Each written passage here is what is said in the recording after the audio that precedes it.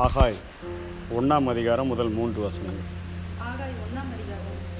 ராஜாவாகிய தரியு அரசாண்ட 2ஆம் வருஷம் 6ஆம் மாதம் 1ஆம் தேதியிலே கர்த்தருடைய வார்த்தை ஆகாய் என்னும் தீர்க்கதரிசியின் மூலமாய் செயல்தியேலின் குமாரனாகிய செருபாபேல் என்னும் யூதாவின் தலைவனுக்கும் யோத்சதாக்கின் குமாரனாகிய யோசுவா என்னும் பிரதான ஆசாரியனுக்கும் உண்டாகி, அவர் சொன்னது என்னவென்றால், இந்த ஜனங்கள் கர்த்தருடைய ஆலயத்தை கட்டுகிறதற்கு ஏற்ற காலம் இன்னும் வரவில்லை என்கிறார் என்று சேனைகளின் கர்த்தர் சொல்லுகிறார். ஆனாலும் ஆகாய் என்னும் தீர்க்கதரிசியின் மூலமாய் கர்த்தருடைய வார்த்தை உண்டாகி, அவர் சொல்லுகிறார். அடுத்த வசனம் படித்தேன். இந்த வீடு பாழாய் கிடக்கும் போது நீங்கள் மச்சுப்பாவப்பட்ட உங்கள் வீடுகளில் குடியிருக்கும்படியான காலம் உண்டோ? இவர் கிமு 520 தீர்க்க தரிசனத்தை உரைக்கிறார். 539 கோரேஸ் ராஜா அங்கே பாபிலோனியாவை அழித்து, கல்தேயர்களை அழித்து, அந்த தங்கத்தினால் ஆன அரசை தள்ளிட்டு, அந்த வெள்ளியினாலாகிய வெண்கலத்தினாலாகிய அந்த கூட்டாட்சி மேதிய பெர்சிய அரசுகள் அங்கே ஸ்தாபிக்கப்பட்ட பொழுது அவர்கள் விடுதலை அவர்களுக்கு கொடுக்கப்பட்டுச்சு. அப்படி கொடுக்கப்பட்ட அந்த நாட்களில் அவர்கள் வந்து மண்மேடுகளாக கடந்த அந்த பட்டணத்துக்கு வந்திருக்காங்க. 70 வருஷம் குடி இல்லைன்னா எப்படி இருக்கும்னு பாருங்கள். 70 நாளே குடி இல்லைன்னா வீடுகள் எவ்வளோ அழிஞ்சு கிடக்குமோ அதே போல் 70 வருஷம் கழித்து வந்திருக்கிறாங்க. அங்கே இருக்க ஏழை எளிய ஜனங்களை விட்டுட்டு மீதி எல்லாரையும் அள்ளி கொண்டு போயாச்சு. வந்து பார்க்கும்போது முதல் அந்த சிறையினுடைய மீட்பில் 50,000 பேர் வருகிறார்கள். கிமு 536 வந்து அங்கே சேர்றாங்க. சேரும்பொழுது பார்த்தா எல்லாம் மண்மேடுகளாக புதராக கிடக்குது. இவங்க உடனே என்ன பண்ணுறாங்கன்னா, வந்த ஆசையில் முதல்ல பலிபீடத்தை வேகமாக கட்டுறாங்க. இதுதான் இதனுடைய பின்னணி. பலிபீடத்தை வேகமாக கட்டிட்டாங்க. பலி செலுத்தணும், ஆண்டவர் தான் எங்கள் நடுவில் இருக்கணும், அபர்வை வைத்து தான் 70 வருஷம் போயிட்டோம், ஆண்டவரை தேடாமல் ரொம்ப சிறையிருப்பில் ஆசீர்வாதங்கள் கிடைச்சாலும் எங்கள் சொந்த தேசம் அல்லவா, எங்கள் சொந்த இடம் இல்லை, இந்த இடத்துல நாங்கள் முதல்ல ஆண்டவருக்கு பலி செலுத்தணும்னு சொல்லி பலிபீடத்தை அவர்கள் முதல்ல கட்டிட்டாங்க. ஆலயத்தை கட்ட தொடங்கினாங்க. அப்புறம் அதற்குள்ள அவர்களுக்குள்ள அநேக சமாரியர்கள் வந்து தொந்தரவு செய்ததுனால, அதிகாரிகள்லாம் கொஞ்சம் தொந்தரவு செய்ததுனால இப்போ எதிர்ப்புகள்லாம் வருது. எதுக்கு போட்டு ஆலயத்தை கட்டிட்டு கிடப்பானே, அந்த கிராமத்தில் போய் ஊழியம் செஞ்சால் அடிக்கிறான், கெட்ட வார்த்தை போடுறான், அங்கே போய் இயேசுவை பற்றி சொன்னால் உனக்கு எதுக்கு இந்த வேலைன்னு கேட்குறானே, எதிர்ப்புகள் இருக்கு. அப்போ இதை செய்ய சொல்ல போல நம்ம வேலையை நம்ம பார்ப்போன்னு சொல்லி இவர்கள் தங்களுடைய மச்சு பாவப்பட்ட வீடுகளை கட்ட ஆரம்பிச்சிட்டாங்க. மச்சு பாவப்பட்ட வீடுகள் என்பது மாட மாளிகைகளை இவர்கள் தங்களுக்குன்னு கட்ட ஆரம்பிச்சிட்டாங்க.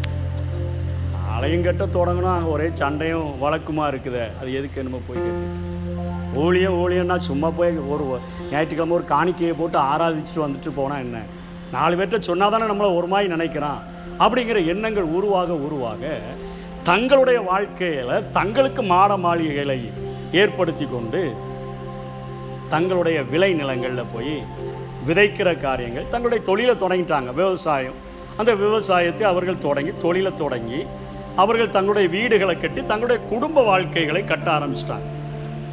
இப்படிப்பட்ட சூழ்நிலை, அதாவது எப்படி ஒரு சின்ன எக்ஸாம்பிளை நம்ம புரியணும்னு சொன்னால், இப்போ வந்து ஒரு விவசாயி இருக்கிறான், தோட்டத்தை நல்லா கொத்துறான், நல்லா எரு போடுகிறான், எல்லாவற்றையும் செய்துட்டு விதையை கொண்டு போய் போடுறான். விதையை போட்டு விளைஞ்சி வரும்பொழுது நிறைய பதர்களும் சில நேரங்கள் என்ன செய்யுது, அவன் விதைக்காத அநேக பதர்கள் முளைக்குது. அப்போ இவன் அறுவடை செய்யும் வரைக்கும் பதர்களையும் வளர விட்டுறான். ஏன்னா அதை வெட்டும்போது இது வெட்டுப்பட்டுறக்கூடாது. வளரும்போது கோதுமைகளை இல்லைன்னா தானியங்களை நெற்கதிர்களை தனியாக சேர்த்துடுறான். இந்த பதர்களை கொண்டு போய் எரிச்சிட்டு அதை சில நேரங்களில் எரித்தலில் கிடைக்கிற சாம்பல்களை கொண்டு உரமாக என்ன செய்கிறாங்க, பயன்படுத்துகிறாங்க. இப்போ விவசாயி பார்த்துட்டே இருக்கிறான், 1 ஏக்கர் நிலம் இருக்குது. இது வந்து ஒரு மூடை 20 ரூபா 30 ரூபாய்க்கு இன்றைக்கி 20-30க்கு தர மாட்டாங்க. ஒரு இது யூரியாவா அதெல்லாம் வாங்கினா எவ்வளோ, 500 ரூபா இருக்குமா, 1600 ரூபா ஒரு மூடை.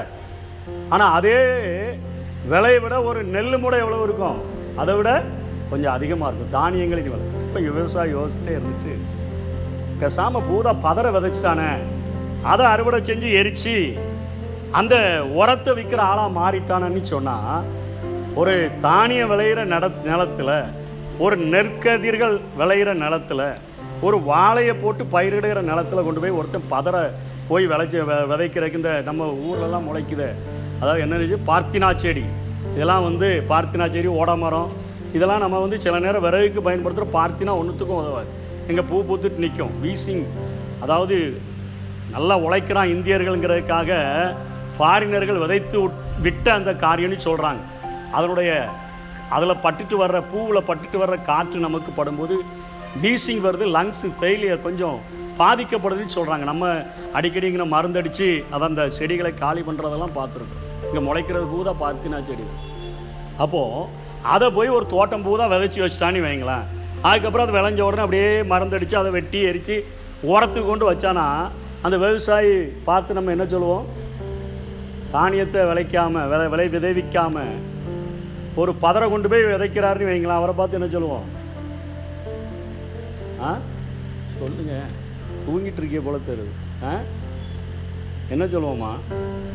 லூசுன்னு சொல்லுவோம். கொஞ்சம் நட்டு கலந்த ஆளு போல தெரியுது. தானியத்தை விளைவிக்க வேண்டிய இடத்துல கொண்டு போய் பதரை விளைவிச்சிட்டு இருக்கிறானே அப்படின்னு சொல்லுவோம். இதை தான் இவங்க செய்கிறாங்க அப்படின்னு சொல்லி இஸ்ரவேல் ஜனங்களுக்கும் நமக்கும் இங்கே ஆகாய் தீர்க்கதரிசியின் மூலமாக ஆண்டவர் பேசுகிறார். இன்னைக்கு நம்ம விதைக்கிறோமா இல்லைன்னா பதரை விதைக்கிறோமான்னு இந்த செய்தி முடியும் போது நமக்கு தெரிஞ்சிடும் நம்ம யார் அப்படின்னு நமக்கு தெரிஞ்சிடும். இப்போ வந்து ஆகாய் பேசுகிறோம். ஆகாய் தீர்க்கதரிசி அவருடைய நாட்களில் பதருக்காக பயிரிடுறார்களா இல்லைன்னா விதைகளை பயிரிட்டு தானியங்களை அறுக்கிறார்களா அப்படிங்கிற ஒரு காரியத்தை செய்கிறார். இப்போ இந்த ஜனங்களுக்கு ஒரு கட்டளை கிடைச்சி இவங்க வந்திருக்கிறாங்க. என்ன கட்டளை கிடைச்சி வந்தாங்கன்னு சொன்னால் 2 நாளாகமத்தில்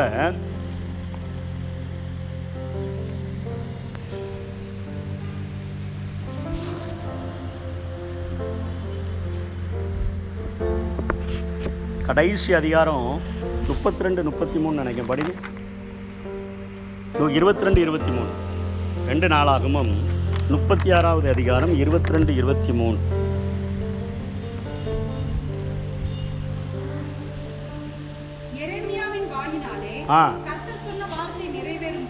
எரேமியாவின் வார்த்தை வாயினால சொன்ன வார்த்தை நிறைவேறும்படி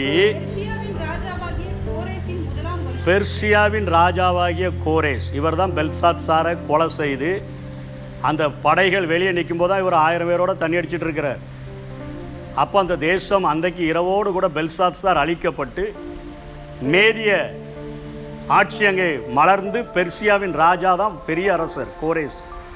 அவர் இப்போ ஒரு கட்டளை கொடுக்கிறார். ஒரு புறஜாதி அரசன், ஆண்டவரை தெரியாத ஒரு மன்னன் வாயிலிருந்து வருகிற வார்த்தையை பாருங்க. கோரேசின் முதலாம் வருஷத்துல கோரேசின் ஆவியை ஏவுறாரு ஆண்டவர். கோரேசு புறஜாதி மன்னனாய் இருந்த போதிலும் கூட அவன் பிறப்பதற்கு 150 ஆண்டுகளுக்கு முன்பாகவே ஏசாயா அவனை குறித்து தீர்க்க தரிசனம் சொன்னதுனால அதெல்லாம் படிச்சு பார்க்கும்போது கண்ணெல்லாம் விரிஞ்சிச்சு. இவ்வளவு பெரிய ஆண்டவர் என்னை பார்த்து தன்னுடைய ஊழியன் என்று சொல்லுகிறாரா, தாசன் என்று. அதனால ஆட்சியில வந்தவனே ஆட்சியில் வந்தவொடனே சிலவங்க நம்ம முதலமைச்சர்கள் நம்முடைய பிரதமர்கள்லாம் பதவியில் உட்கார்ந்தவொடனே பார்த்துருக்கீங்களா, இவர் இத்தனை இதில் கையொப்பமிட்டாருன்பாங்க. அந்த முதல் இந்த சட்டத்தை இந்ததான் ஃபர்ஸ்ட் அவர் கூட. அதே மாதிரி இவர் முதல் காரியத்தை என்ன காரியத்தை சட்டத்தை ஏற்றார். படிங்க பார்ப்போம். பரலோகத்தின் தேவனாகிய கர்த்தர் பூமியின் ராஜ்யங்களை எல்லாம் எனக்கு தந்திருக்கிறார். வல்லரசா வளர்ந்துட்டேன், பாபிலோனியர்களை சோழி முடிச்சிட்டேன், அவ்வளவு வளர்ந்திருக்கிற நான் யூதாவில் உள்ள எருசலேமில் தமக்கு ஆலயத்தை கட்டுவிக்கும்படி எனக்கு கட்டளையிட்டு இருக்க. யாருக்கு கட்டளையிட்டு இருக்கிறாரு? கோரேசுக்கு. இந்த அதிகாரத்துல உலகத்தின் வல்லரசாய் திகழ்கிற கோரேசுக்கு உன்னதத்தின் அதிகாரத்தில் இருக்கிற ஆண்டவர் ஒரு கட்டளை கொடுக்கிறாரு, கட்டளை இடுகிறார். கெஞ்சலாம் இல்லை, வந்து நின்றுப்பா ஏதாவது கொஞ்சம் பார்த்து செய்ப்பான்னு கேட்கல. உன்னத அதிகாரமுடைய என் ஆண்டவர் கட்டளை கொடுக்கிறாரு கோரேசுக்கு, நீ வல்லரசா இருக்கலாம், உலகத்தின் அனைத்து ராஜ்யங்களை தான் சொல்லியிருக்கிறேன். அவர்கள் நாட்கள் அகாசுவேருவே 127 நாடுகளை ஆண்டான் என்று சொல்லி பார்க்கிறோம். அநேக நாடுகளை.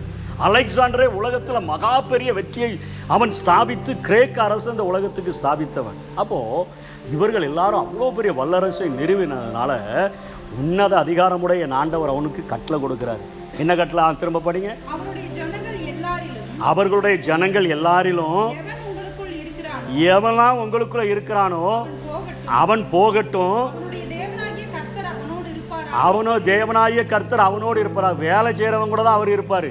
நமக்கு பூத ஆசீர்வாதம் போய் நின்னவனை ஆண்டவர் உங்களை வாழாக்காமல் தலையாக்குவார், கீழாக்காமல் மேலாக்க உங்க கூடவே இருப்பார். எதுக்கு கூட இருந்துட்டு சோத்தை தின்னு தின்னு இந்த பூமியை அழிக்கிறதுக்கா, நாசம் பண்றதுக்கா, ஊத்தையா இருக்கிறதுக்கா, அழுக்கா இருக்கிறதுக்கா? நீ வேலை செய்தானா உன் கூட ஆண்டவர் என்ன செய்வார்? இருப்பார். நீ வேலை செய்ய போகணும். படிங்க. என்று பெர்சியாவின் ராஜாவாகிய கோரேஸ் அறிவிக்கிறார் என்று தன் ராஜ்யம் எங்கும் எழுதி அனுப்பி விளம்பரம் பண்ணினார். ராஜ்யம் எங்கும் முத சைனே அதுதான். ராஜ்யம் எங்கும் எழுதி விளம்பரம் வேற. விளம்பரம் அந்த நாட்கள் எப்படி பண்ணுவாங்க? நம்ம நாட்கள்லேயே பார்த்துருக்கோம். கொட்டடிச்சுட்டு என்ன செய்வான்? விளம்பரம் பண்ணுவான். இப்போ மொபைல் வந்தவொடனே கல்யாண கார்டே அதில் தான் அனுப்புகிறான். இப்போ நம்ம ஒரு ரூபா நோட்டு எடுத்து போட்டோ எடுத்து அப்படியே அனுப்பிட்டா பரவாயில்ல தான். அப்படி தானே வருது. இன்னைக்கு கல்யாண பத்திரிக்கை கூட கட்டணும் நேரில் வைக்கிறதுக்கு முடியல. வாட்ஸ்அப்பில் ஒரு அழைப்பு அப்படிதான் வருது. அந்த நாட்களில் கொட்டடிச்சு என்ன செய்வாங்க? நம்ம சொல்லுவாங்க, ராஜா மகா பிரதான பேரரசாகிய கோரேஸ் அறிவிப்பது என்னவென்றால் அப்படின்னு கொட்டடிச்சு விளம்பரம் பண்ணணும். அங்க குதிரைகள்ல போய் சொல்லணும். ராஜ்யம் எங்கும் சொல்றான். உன்னதான் ஆண்டவர் எனக்கு கட்டளை கொடுத்திருக்கிறார், அதை நான் செய்யறேன். ஒரு புறஜாதி அரசனுக்குள்ள இருக்கிற துடிப்பை பாரு. அந்த அழைப்பை பெற்றுதான் முதல்ல 50,000 பேர் செருபாபேலினுடைய தலைமையில அவர்கள் புறப்பட்டு எங்க வர்றாங்க? மண்மேடுகளாய் கிடக்கிற இடத்துக்கு வர்றாங்க. அதுக்கு அடுத்த வசனம் படிச்சிட்டீங்களா? 22, 23 படிச்சிட்டீங்களா? ஆச்சு. இவ்வளவு கூட இருப்பேன் அப்படின்னு அவர் உங்க கூட இருப்பாரு, போய் கட்டுங்க நீ புறஜாதி அரசன் சொல்றோம். இப்போ அவங்க புறப்பட்டு வந்துட்டாங்க. புறப்பட்டு வந்தவங்க என்ன செய்யறாங்க அப்படின்னு சொன்னா, அதான் நான் இப்போ முதல்ல சொன்ன மாதிரி பார்த்தான். ஆலயத்துக்கு அஸ்திபாரம் போட்டு பார்த்தான். பிரச்சனை வந்துடுச்சு. ஆண்டவருக்காக தேவபக்தியாய் நடக்க மனது வரும்போதே என்ன செஞ்சிடும்? துன்பம் வந்துடும். சாத்தான் பார்ப்பான், இவ்வளோ நாளும் ஏன் ஆட்சிக்குள்ளே தானே இருந்தான், பிரபஞ்சத்தின் தேவன் பார்ப்பான், அங்கே போக பார்க்குறானே, இவனை 4 போடு போட்டால் எங்கே இருந்துக்கிடுவான், நான் என்கிட்டே இருந்துக்கிடுவான் அப்படின்னு சொல்லி பார்த்து நம்ம வேலையை நம்ம பார்ப்போம்ப்பா. வீடு கட்டினா பிரச்சனை இல்லாமல் இருக்குது. மச்சு பாவப்பட்ட வீடை கட்டுறோமே, அதை கட்டுறோமே, இதை கட்டுறோமே அப்படிங்கிற காரியத்தை அவர்கள் செய்ய ஆரம்பித்த பொழுது ஆண்டவர் 5ஆம் வசனத்தில் பேசுகிறார். படிங்க பார்ப்போம். இப்போதும் சேனைகளின் கர்த்தர் சொல்லுகிறார், இப்பொழுதும் சேனைகளின் கர்த்தர் சொல்லுகிறார், உங்கள் வழிகளை சிந்தித்து பாருங்கள். போதும் இருங்க. 3ஆம் வசனத்திலையும் 4ஆம் வசனத்திலையும் ஆண்டவர் தீர்க்கதரிசியின் மூலமா சொல்றாரு, இந்த வீடு என்னுடைய வீடு, என்னுடைய ஆலயம் பாழா கிடக்கும்போது நீங்க மச்சு பாவப்பட்ட மாளிகைகளில் குடியிருக்கிற காலம் இதுவோ அப்படின்னு. தேவனுடைய ராஜ்யத்தினுடைய சுவிசேஷம் அதுதான் பிரதானமாய் அறிவிக்கப்படணும். அதுக்கு தான் ஆண்டவர் விசுவாசிகளை தேர்ந்தெடுத்து வைத்திருக்கிறார். ஆனால் அந்த விசுவாசிகள் அதனை மறந்துட்டு ஒரு புறஜாதி அரசன் கட்டளையிட்ட அந்த வார்த்தையும் தூக்கி ஓரத்தில் வச்சுட்டு மண்மேடுகளாக இருக்கிற இடத்துல எங்கள் தேவன் எங்கள் நடுவில் இருந்தார்னா தான் நாங்கள் திரும்ப எங்கள் வாழ்க்கை கட்டப்பட முடியும். முதலாவது தேவனுடைய ராஜ்யம், அவருடைய நீதி, பின்பு என்னுடைய வீடுகள், என்னுடைய ஆசீர்வாதங்கள் எனக்கு கூட கொடுக்கப்படும் என்கிறத மறந்துட்டு இவர்கள் வாழ்ந்தபடியினால இப்போ கர்த்தருடைய வார்த்தை 15 வருஷம் விட்டுட்டான். 15 வருடங்கள், அதாவது 35 அஸ்திபாரத்தை போட்டான். கிமு 520 தான் இப்போ ஆகாய்க்கு தீர்க்க தரிசனம் உண்டாகுது. 15 ஆண்டு அஸ்திபாரம் போட்ட பில்டிங்கை கூட என்ன செய்யல, எட்டி பார்க்கவே போகல. பிஸி ஆயிட்டான். தன்னுடைய வேலையில, தொழில, தன்னுடைய வீடு கட்டுற வேலையில, அதே போல தன்னுடைய விவசாயங்கள்ல எல்லாவற்றிலும் ரொம்ப பிஸி ஆயிட்டான். ரொம்ப பிஸியா இருக்கிறான். பதறதான் விதைச்சிட்டே கிடக்கிறான். பதறா விதைக்கிறான், நிறைய சேர்க்கிறான். நீ இவ்வளவு பெரிய மாட மாளிகையை கட்டினிய, இவ்வளவு கோல்டு பிஸ்கட்டை சேர்த்திய, கட்டுக்கட்டா பணத்தை சேர்த்திய, ஒரு தீவையே விலைக்கு வாங்கிய, செத்து போகும்போது எதையாவது உன் பத்திரத்தை 4 பத்திரத்தை எவனா உள்ள வச்சு விடுவானா? இந்த பூமியில சேர்க்கப்பட்ட அனைத்தையும் என்ன செஞ்சுட்டு தான் ஆகணும்? விட்டுட்டு தான் போகணும். எல்லாவற்றையும் இங்கே விட்டுட்டு தான் போகணும். அதனால இந்த உலகத்துல மிகப்பெரிய உன்னத பதவிகளை சம்பாதித்தாலும், உன்னதமான சொத்துக்களை எல்லாவற்றையும் சேர்த்தாலும் தேவனுடைய பார்வையில அது பதர்களாக, சுட்டரிக்கப்படுகிறதற்கு தகுந்ததாக, உரத்துக்கு பயன்படுகிறவைகளாகத்தான் அவைகள் இருக்கிறதே ஒழிய மற்ற எல்லா காரியங்களும் ஆண்டவருக்காக செய்கிற காரியங்கள் மாத்திரமே மரணத்திற்கு பின்பாகவும் நம்மை தொடரக்கூடியதாக இருக்கிறது. அனித்தியமான உலக பொருள்களினால உங்களுக்கு சிநேகிதரை சம்பாதியுங்கள். எஸ்ராவும் அதே காரியத்தை தான் சொல்லி தொடங்குறார். படிங்க பார்ப்போம். எஸ்ரா 1ஆம் அதிகாரம் 2-3 படிங்க. சின்ன செய்தி தான், வேகமாக முடிச்சது. எஸ்ரா 1ஆம் அதிகாரம். எஸ்ரா என்ன சொல்றாரு நீ படிங்க பார்ப்போம். கோரேஸ் என்ன சொன்னார் நீ 1-2-3 படிங்க. பரலோகத்தின் தேவனாகிய கர்த்தர். எவ்வளவு நாலேஜ் இருக்கு பாருங்க ஒரு கோரேஸுக்கு. பரலோகத்தின் தேவனாகிய கர்த்தர்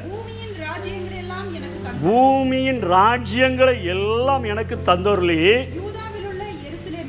அவருடைய பிரதான காரியம் அதே தான் இங்கேயும் எஸ்ரா எடுத்து எழுதுகிறார். யூதாவில் உள்ள எருசலேமில எனக்கு கட்டளையிட்டு இருக்கிறார். அவருடைய ஜனங்கள் எல்லாரிலும் எவெல்லாம் உங்களுக்குள்ள இருக்கிறானோ அவனோடு அவனுடைய தேவன் இருப்பாராக.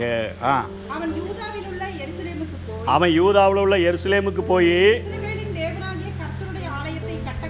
ஆமா, ராஜா என்ன கட்டளை கொடுத்திருக்காரு? வீடு கட்ட சொன்னாரா? விளைநிலத்துல விதைக்க சொன்னாரா? ஆலயம் கட்ட சொன்னாரா? ஆலயத்தை கட்ட. இன்னொரு ராஜா வரப்போறாரு. இது கோரேஸ் ராஜா. உலகம் முழுவதையும் ஆளுகிற ஒரு ராஜா வரப்போகிறார். அவர் என்ன சொல்லிட்டு போனார்? மத்தேயு 28ஆம் அதிகாரம் படிங்க பார்ப்போம். மத்தேயுல 28ஆம் அதிகாரம் கடைசி 2 வசனங்கள் 17, 18, 19 படிங்க பார்ப்போம்.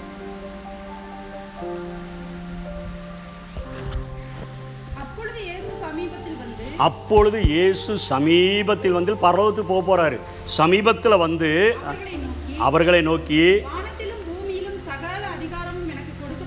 வானத்திலும் பூமி. கோரேசுக்கு என்ன அதிகாரம் கொடுக்கப்பட்டிருந்தது? பரலோகத்தின் தேவனானவர் உலகத்தினுடைய ராஜ்யங்களை எனக்கு தந்தொருளினார். உலகத்துல அநேக தேசங்களுக்கு நான் ராஜா, கட்டளை கொடுக்கிறேன். இப்ப இயேசு என்ன சொல்றாரு? ராஜாதி ராஜா என்ன சொல்றாரு? வானத்திலும் பூமியிலும் சகல அதிகாரம் எனக்கு கொடுக்கப்பட்டிருக்கிறது. ஆகையால் நீங்கள் புறப்பட்டு போய் சகல ஜாதிகளையும் சீஷராக்கி பரிசுத்த ஆவி நாமத்தினால அவர்களுக்கு ஞான ஸ்நானம் கொடுத்து நான் உங்களுக்கு கட்டளையிட்ட யாவையும் உபதேசம் பண்ணுங்க. நீ உபதேசம் பண்ணா உலகத்தின் முடிவு பரியந்தமோ சகல நாட்களில் நான் உன் கூட இருப்பேன். பொருந்தி வந்துருச்சா? ஆகா என்ன சொன்னாரு? கோரேஸ் என்ன சொன்னாரு? நீ புரிஞ்சிச்சா? கோரேஸே அப்படிதான் சொன்னார். ஆண்டவர் அறியாத மனுஷனே சொன்னார், நீ கட்ட போனானா கூட இருப்பார், நீ அவருக்காக ஏதாவது செஞ்சானா கூட இருப்பார். நீ தின்னு போட்டு குர்ரு நீ கொரட்டை விட்டுட்டு இருந்தா அவன் கூட உட்காந்துட்டு அவர் விசிறி எடுத்து வீசிட்டு இருப்பாரா? இன்னைக்கு அப்படிதான் நினைச்சுக்கிறான். ஆண்டவரே நான் முன்னாடி போறேன், நீர் என் பின்னாடியும் வாரும், முன்னாடியும் போறோம். என் சமூகம் உனக்கு முன்பாக செல்லணும். முன்னாடி போங்க, பின்னாடி வாங்க. நாய்க்குட்டி மாய் பின்னாடி ஓடியாவாங்க, முன்னாடி அங்கே அப்படியே இந்த அதாவது பாடி காட் மாய் முன்னாடி ஓடி போங்க. இப்படி தான் கூப்பிடுறான். எதுக்கு போறதுக்கு? எங்கேயாவது பெரிய ஹோட்டலில் போய் சோறு திங்க போறதுக்கு இல்லை, இவருக்கு நீ வீடு கட்டுறதுக்கு, இவருக்கு நீ தொழில்கள், இவருக்கு நீ பதவிகள் போறதுக்கு இதை கூடுறான். சிறந்தவைகள் தான். உலகத்தில் வாழ்கிறதற்கு பதவிகள் தேவை, உலகத்தில் வாழ்கிறதற்கு பணம் தேவை, உலகத்தில் வாழ்கிறதுக்கு சம்பாத்தியம் தேவை. ஆனால் முதல் நோக்கம் என்ன? அதுதான் வேதத்தில் கேட்கும். உன் முதல் பிரதான நோக்கம் என்ன? உன்னை விசுவாசியாய் மாற்றினதன் பிரதான நோக்கம் என்ன? நீ ஆலயத்துக்கு செல்வதன் பிரதான நோக்கம் என்ன? நீ ஆண்டவரை அறிந்தேன் என்று சொல்லுகிறதன் பிரதான நோக்கம் என்ன? உன்னை சிறையிருப்பிலிருந்து மீட்டதன் பிரதான நோக்கம் என்ன? நீ மாட மாளிகைகளை கட்டி வாழ்கிறதற்கு அல்ல. நீ பெரிய பெரிய நிலங்கள்ல விவசாயத்தை செய்து நீ கோதுமைகளை அறுத்து நெற்பயிர்களை அதிர்த்து பெரிய செல்வந்தனாய் மாறினாய் என்பதற்காக அல்ல. வேணும் அவைகள். ஆனா முதல் நோக்கம் எதா இருக்கணும்? ஆண்டவருடைய பிரதான நோக்கமாக. உலகத்தின் ராஜாவாகிய கோரேசும் அதை தான் சொல்றான். ராஜாதி ராஜாவாக வரப்போகிற 1000 வருடம் இந்த பூமியை ஆள போகிற என் இயேசுவும் அதை தான். அவன் கூட இருக்கணுமா? உலகத்தின் முடிவு பரியந்தமோ சகல நாட்களும் அவன் கூட இருக்கணும்னு சொன்னா நீ இந்த வேலையை என்ன செய்ய? வானத்திலும் பூமியிலும் சகல அதிகாரமும் எனக்கு கொடுக்கப்பட்ட. நீங்க புறப்பட்டு போங்க, ஒரு சின்ன காரியத்தை எனக்காக செய்யுங்க. இந்த வீடு என்னுடைய வீடு, என்னுடைய ராஜ்யம், என்னுடைய பணி, என்னுடைய சுவிசேஷ பணி அது பாழா கிடக்கும் போது நீ மாட மாளிகையில் வாழ்கிறதற்கான காலம் இதுவோ? அப்படிதான் கேட்கிறார் ஆகாயம். அதனால என்னென்ன தண்டனைகள் வரும்னு சொல்றாரு, படிங்க பார்ப்போம். நீங்கள் திரளாய் விதைத்தும் கொஞ்சமாய் அறுத்து கொண்டு வருகிறீர்கள். நீங்கள் புசித்தும் திருப்தியாகவில்லை, குடித்தும் பரிபூரணம் அடையவில்லை. நீங்கள் வஸ்திரம் உடுத்தியும் ஒருவனுக்கும் குளிர் விடவில்லை. கூலியை சம்பாதிக்கிறவன் பொத்தலான பையிலே போடுகிறவனாய் அதை சம்பாதிக்கிறவன் பொத்தலான பையில போடுறவனாய் சம்பாதிக்கிறான். சாப்பிட்றான், திரளாக விதைக்கிறான், என்னதான் கிடைக்குது? கொஞ்சமாக தான் கிடைக்குது. புசிச்சாலும் திருப்தி இல்லை, குடித்தாலும் பரிபூர்ணம் இல்லை, வஸ்திரம் உடுத்தினாலும் குளிர் போக மாட்டேங்குது. கூலியை சம்பாதிக்கிறவன் ஒத்தலான பைகள் அவைகளை போடு. உலகத்தினுடைய ஆசீர்வாதங்கள் ஒரு மனுஷனுக்கு எவ்வளவுதான் கிடைச்சாலும் அது திருப்தி என்ன செய்யாது? கொடுக்க. அதுதான் சொல்கிறேன், திருப்தி இல்லைப்பா. அவைகள் வேணும், அவைகள் வேணும். ஆனால் அவைகளை கொஞ்சம் பின்னாடி வச்சுட்டு முன்னாடி யாரை வச்சிரு? ஆண்டவர் வச்சு. அதனால தான் யோபு சொல்லும்போது சொல்றார், சர்வ வல்லவர் என்னோடு இருந்தார், அவருடைய ரகசிய செயல் என்னுடைய கூடாரத்தில் இருந்தது, அவர் அருளின வெளிச்சத்தில் நான் இருளை கடந்து போனேன் என்று சொல்லு. உலகத்தில் எத்தனை இருள்கள் நம்மை சூழ்ந்தாலும் ஆண்டவர் நம்மோடு கூட இருந்தார்னா அவருக்கு முதலிடம் கொடுத்து அவருடைய சுவிசேஷ பணிக்கென்று எதையாயிலும் செய்கிறவர்களாக நம்ம இருந்தோன்னு சொன்னால் ஆண்டவர் நமக்கு என்ன செய்வார்? உதவி செய்கிறவராக, நம்ம கூட இருக்கிறவராக. என்னை கனம் பண்ணுகிறவனாக நான் என் பிதாவின் முன்பாக கனம் பண்ணுவேன் என்று சொல்லுகிற ஆண்டவர் அதை செய்வார். இல்லைன்னா இப்படிப்பட்ட காரியங்களை செய்வார். அதுக்கடுத்துல எட்டில் சொல்கிறாரு, எதில் பிரியமாக இருப்பேன்? ஆலயத்துக்கு மரங்களெல்லாம் வெட்டி கொண்டு வந்து ஆலயத்தை கட்டுங்க, அதன் பேரில் பிரியமாக இருப்பேன்றாரு. 9 திரும்பியும் என்ன நடக்கும்னு சொல்கிறார், படிங்க பார்ப்போம். நிறைய கிடைக்கும்னு எதிர்பார்த்துருந்தோம், ஆமாம் அள்ளிட்டு போகலான்னு நினச்சானே கிள்ளிட்டு போடுற மாதிரி தான் என்ன செய்யுது? ஆசீர்வாதம் கிடைக்குது. இப்படி 6 அள்ளிட்டு போயிடலான்னு பார்த்தானே எப்படி தான் கொண்டு போக வேண்டியிருக்கு? கொஞ்சம் தான் கொண்டு போக வேண்டியது, அவ்வளோதான் கிடைக்கும். இவ்வளோ கிடைக்கும்னு நினச்சேன், அப்படி இப்போ மாற்றிடுவேன். படிங்க. நீங்கள் கொஞ்சோல அறுத்து கொண்டு வந்தாலும் நான் அதை என்ன செஞ்சிடறேன்? ஊதி போடுறேன். அதுக்கடுத்தால என்னுடைய சுவிசேஷ பணி பாழாய் கிடக்கும்போது அவன் தான் வீட்டில் போய் தான் வேலையை மட்டும் தானே பார்த்துட்டு இருக்கிறான். நல்லா திங்கிற, 3 நேரம் நல்லா சாப்பிட்றிய, நல்லா வாழ்றிய, குடியிருக்கிறிய, வருமானம் எதிர்காலம் இப்படியே தானே வாழ்ந்துட்டு இருக்கிற. என்னுடைய சுவிசேஷத்தை குறித்து ஒரு நிமிஷம் கூட உனக்கு நினைப்பதற்கு தோணலையே, அதனால் நான் இப்படி செய்வேன். அதுக்கு அடுத்த வசனம் படிங்க. வானம், வானத்தின் ஆசீர்வாதம், தேவனுடைய ஆசீர்வாதம் பனியை பெய்யாமல் பூமிக்குரிய ஆசீர்வாதமும் இல்லாமல் நான் என்ன செஞ்சிருவேன்? உன்னை மாற்றிடுவேன். முதலாவது தேவனுடைய ராஜ்யத்தை தேடினா கூட கொடுப்பேன், நீ தேடாதனால இதை என்ன செஞ்சிருவேன்? வாபஸ் வாங்கிடுவேன். அதுக்கு அடுத்த வசனம் படிங்க. நான் நிலத்தின் மேலே, மலைகளின் மேலே, தானியத்தின் மேலே, புது திராட்சரசத்தின் மேலே, எண்ணெயின் மேலே,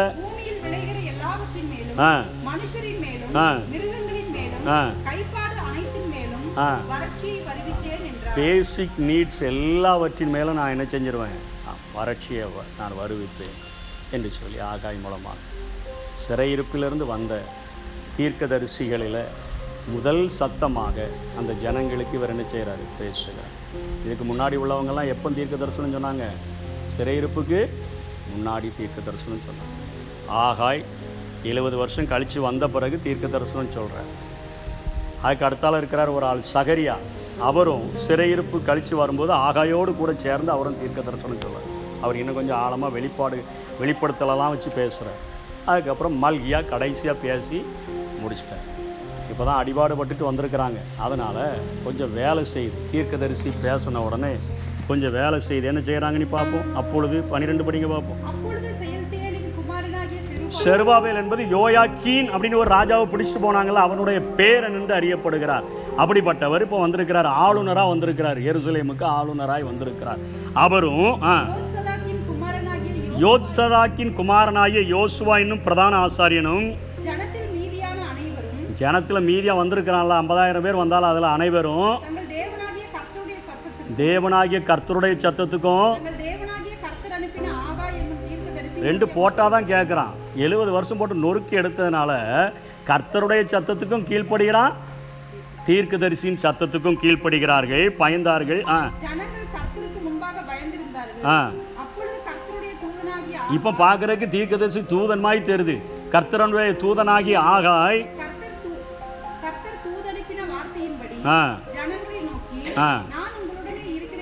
வேலையை செஞ்சா உங்க கூட இருப்பேன். திரும்பி அதான் சொல்றேன், வேலையை செஞ்சா உங்க கூட இருப்பேன். என் வேலையை எப்படியாவது கொஞ்சமாவது செய். என் வேலையை பண்ணிட்டு நீ எல்லாத்தையும் ஹார்ட் ஒர்க் கடின உழைப்பு. அப்படி எப்படி உழைக்கிறேன்?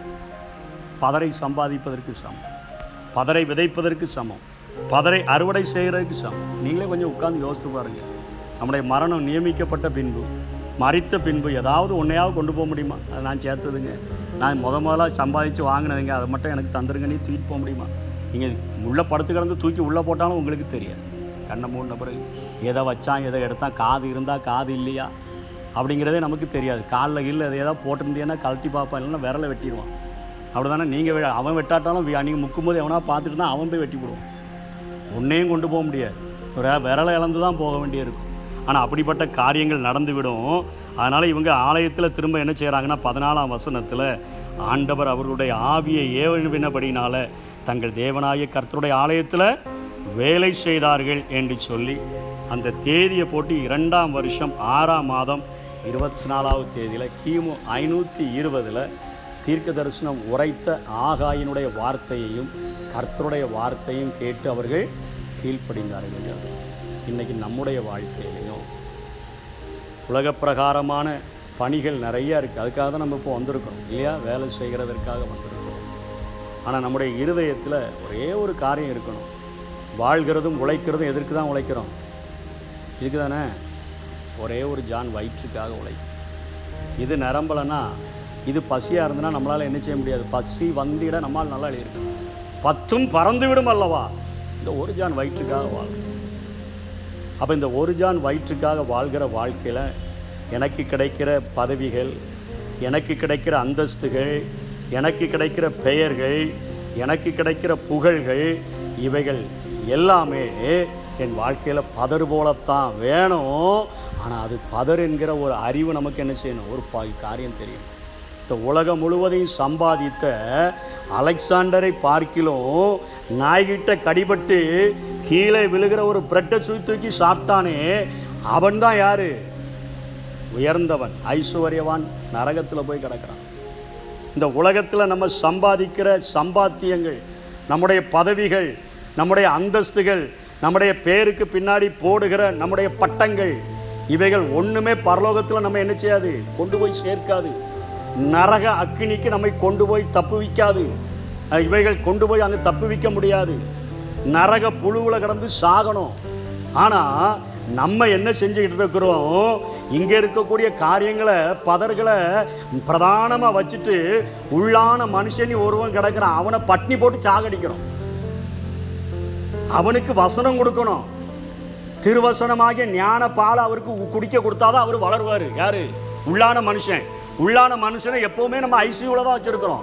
இருக்கானா செத்து போயிட்டானு உங்கள்கிட்ட கேட்டால் தான் தெரியும். உள்ளான மனுஷன் உயிரோட இருக்கானா இல்லைன்னா அப்படியே கல்லுமாய் ஆயிட்டான்னு நமக்கு தான் தெரியும். வெளியே உள்ள மனுஷனை அப்படி இப்படி வளர்க்கிறோம், அதற்கு பிரயாசப்படுகிறோம்.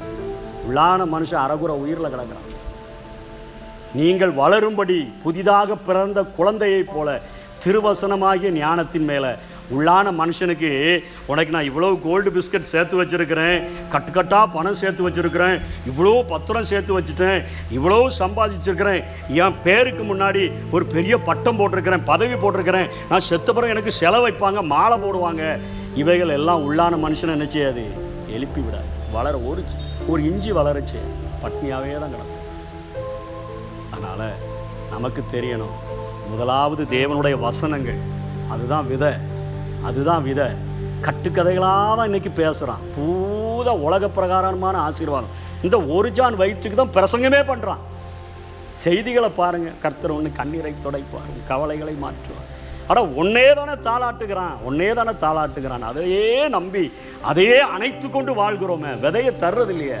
வசனம் விதைக்கு ஒப்பிடப்படுகிறது. அந்த விதையை விதைக்கிறதே இல்லை. சீர்கேடும் கிளவிகளும் பேச்சுமான அந்த கட்டுக்கதைகளுக்கு சாய்ந்து போகிற காலம் அதுல தான் இருக்கிறோம். பதற பேசினா ரொம்ப சந்தோஷமா இருக்கு, பயங்கர சந்தோஷம். ஆண்டவர் அப்படி செஞ்சிருவார், எப்போ செய்வார், எப்போ கூட இருப்பார். தெளிவா ஆகாயும் சொல்லுகிறார், என் ஆண்டவராகிய இயேசுவும் சொல்லுகிறார், நீ என் பணியை செய்தானா உலகத்தின் முடிவு பரியந்தமும் கடைசி நாட்கள் வரையில நான் உன் கூட இருப்பேன். கோரேஸ் ராஜா சொல்றான், அவருடைய ஆலயத்தை யூதேயாவில் உள்ள எருசலேம்ல போய் கட்டு. நீ கட்டினா அவர் உன் கூட என்ன செய்வார்? அவருடைய பணி, அவருடைய வேலை, சுவிசேஷத்தினுடைய வேலையை நான் செய்கிறதற்கு என்னை அர்ப்பணித்தா அவர் என் கூட இருப்பார். அப்படி இல்லைன்னா நான் வெளியே மிதிக்கப்படுகிறதற்கு கொட்டப்பட்ட உப்பு மாதிரி தான் இந்த உலகத்தில் வாழணும். அணைஞ்சு போன விளக்கு பார்த்துருக்கலாம், ஃபியூஸ் போன பல்பை எங்கே தூக்கி கொண்டு போட்டுருவோம். மாட்டி அழகாக வச்சுருப்போமா, அப்படியே தொடச்சி வச்சுக்கிறேன் அப்படின்னு எரிஞ்சு அங்கே கொண்டு போட்டு வாடா அப்படின்னு. அப்படி தான் இருக்கிறான் இன்னைக்கு அநேக விசுவாசிகள். அணைஞ்சு போன விளக்கா, சாரம் இல்லாத உப்பா இருந்துட்டு சபையில் அடைச்சிட்டு கிடக்கிறான். கூட்டத்துக்குள்ளே கூட்டமாக கடந்துட்டு அப்படியே அணைச்சிட்டு கிடக்கிறது உள்ள கிடந்து. ஆண்டவர் பார்க்கிறார், பதறு.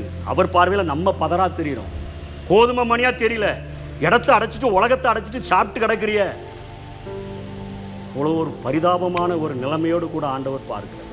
ஊதி போடுவேன், உன் வாழ்க்கையை ஊதி போடுவேன், கையின் பிரயாசங்களை ஊதி போடுவேன் என்று ஆகா எச்சரித்த பொழுது அவங்க என்ன செய்தாங்க? பயந்து போய் தங்களை அர்ப்பணித்து ஆலய வேலைகளை செய்கிறதற்கு தங்களை ஒப்பு கொடுத்தது போல, ஆண்டவரே எனக்கு தந்திருக்கிற இந்த வாழ்க்கையில் கொஞ்சமாயிலும் உமக்காக கிரியை செய்கிறதற்கு, ஏதாவது ஒரு பகுதியில் உமக்கென்று நாம் பணி செய்கிறதற்கு எனக்கு உதவி செய்யுங்கன்னு கேட்டால் விட்டு வைப்பார். இல்லைன்னா கோடரியானது மரங்களின் வேறருகே வைக்கப்பட்டிருக்கிறது. நல்ல கனி கொடாத மரமெல்லாம் வெட்டுண்டு அக்னியிலே போடும்.